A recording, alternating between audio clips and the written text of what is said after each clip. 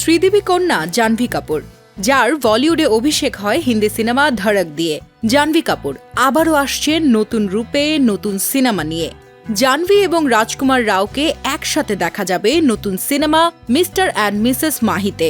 কখনো জার্সিতে, কখনো বা ব্লাউজে লেখা 6 মাহি, আবার কখনো বলের পোশাক, তো কখনো বল আকৃতির ব্যাগে সকলের নজর কাড়ছেন জাহ্নবী কাপুর। কারণ চলতি মাসে মুক্তি পেতে যাচ্ছে তার cinema mister and Mrs Mahi.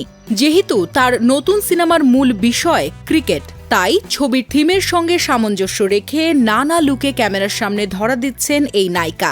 পরিচালক শরণ শর্মা পরিচালিত এই সিনেমার প্রচারের সময় তিনি কী ধরনের সঙ্গী চান সেই বিষয় নিয়েও কথা বলেছেন এই নায়িকা। তাকে জিজ্ঞেস করা হয়েছে, আপনি কী ধরনের জীবনসঙ্গী পেতে চান?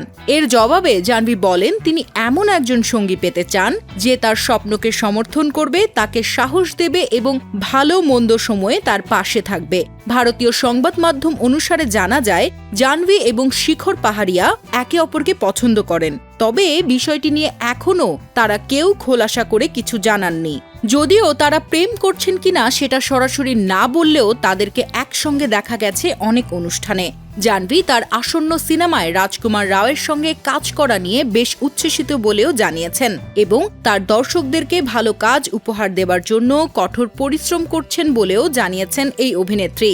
জানা গেছে সিনেমাটি 31শে মে প্রেক্ষাগৃহে মুক্তি পেতে যাচ্ছে।